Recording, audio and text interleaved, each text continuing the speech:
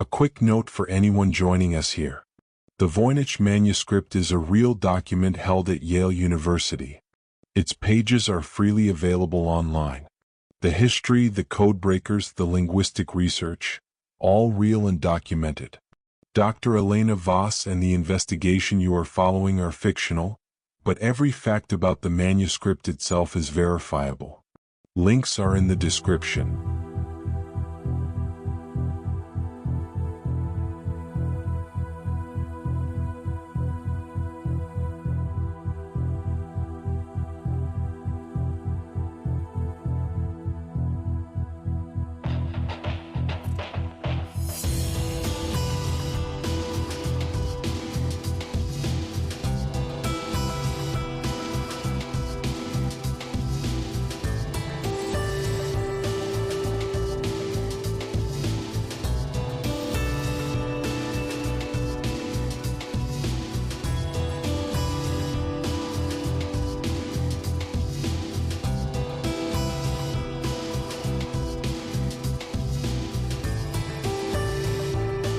Last time we met the Voynich Manuscript, a 240-page medieval document written in an unknown language, illustrated with plants that do not exist, stars that do not match our sky, and figures that no one has ever explained.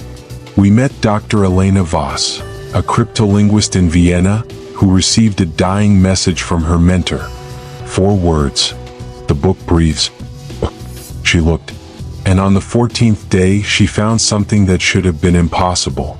A symbol, repeated, matching a diary written 2 centuries before her mentor's family existed. Today we go deeper, into the language itself, into the history of the people who tried to break it, and into a library in Rome where someone, we do not yet know who, has been waiting for her. Language is one of the most human things we do. Every civilization that has ever existed, every tribe, every empire, every isolated community that ever formed on this planet, developed language.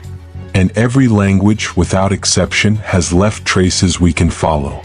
Dead languages, forgotten languages, languages spoken by fewer than 10 people alive today. We can find them. We can trace them. We can, with enough time and enough intelligence, begin to understand them.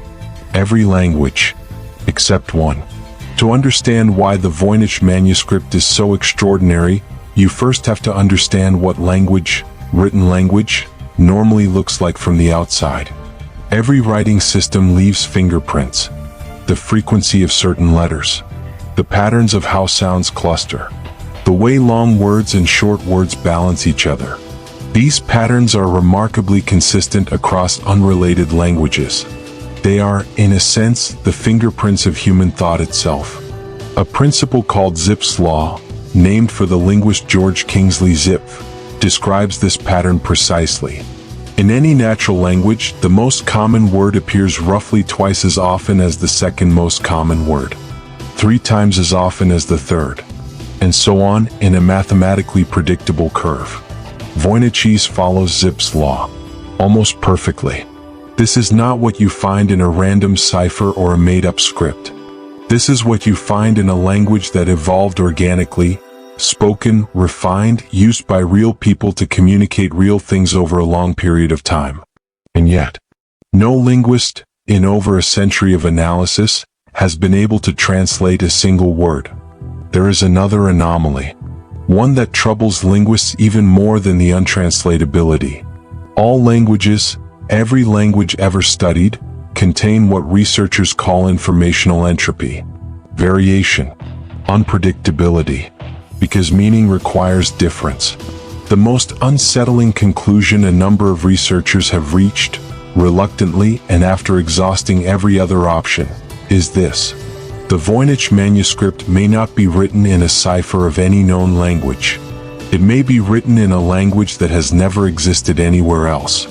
A language invented from scratch, with its own grammar, its own vocabulary, its own internal logic, by a single, extraordinarily disciplined mind. Or perhaps by many minds working together over a very long time. The history of attempts to decode the Voynich Manuscript is, in many ways, a history of some of the most brilliant people of the last century and how they broke against it. 1919. Voynich himself shares the manuscript with William Newbold, a philosopher and medieval scholar at the University of Pennsylvania. Newbold becomes convinced he has solved it. He announces that the manuscript is the work of Roger Bacon, a 13th century English friar and proto-scientist, and that it describes inventions centuries ahead of their time. Telescopes, microscopes, biological discoveries. The academic world is electrified. Then, 8 years later, a colleague examines Newbold's method closely and discovers a fundamental flaw. Newbold had been finding patterns that existed only in his own interpretation. He had, in a sense, written the book himself, using the manuscript as a mirror. He died in 1926, before the full discrediting of his work was published. Perhaps mercifully. 1944. William Friedman, the greatest cryptanalyst America had ever produced, turns his attention to the manuscript in his retirement. He assembles a team. They work for years. They produce thousands of pages of analysis. Friedman's personal conclusion, shared only with close colleagues and never published in his lifetime, was characteristically precise. He believed the manuscript was written in an artificial philosophical language, a constructed tongue, designed to organize human knowledge according to a logical system. He believed it was real. He believed it was meaningful. He died in 1969. He never found the key. For decades, rumors circulated in academic circles that the NSA had taken an interest in the manuscript. In 2013, the NSA partially declassified its internal papers on the subject. The files contained a passage that has been quoted in academic papers ever since. Paraphrased, it said, "The manuscript has resisted all cryptanalytic approaches applied to date, and no proposed solution has achieved consensus among qualified reviewers. The greatest signals intelligence organization in human history. Stumped. By a book written on animal skin by a person who has been dead for 6 centuries. Dr. Elena Voss arrived in Rome on a Tuesday in late October. She had requested access to the Vatican Apostolic Archive 3 weeks earlier, citing her research into 14th century alchemical manuscripts. She was looking for one specific object. A private diary, listed in the catalog under the name Luca di Monteferro, a Florentine alchemist and physician who died in 1389. She found the diary. She found the matching symbols, 43 of them, spread across 11 pages, written in the same confident hand as the Voynich Manuscript. And then she reached page 47. The final 12 pages of the diary, pages that the 1974 catalog described as containing a lengthy ciphertext of unknown purpose, had been removed. Not lost.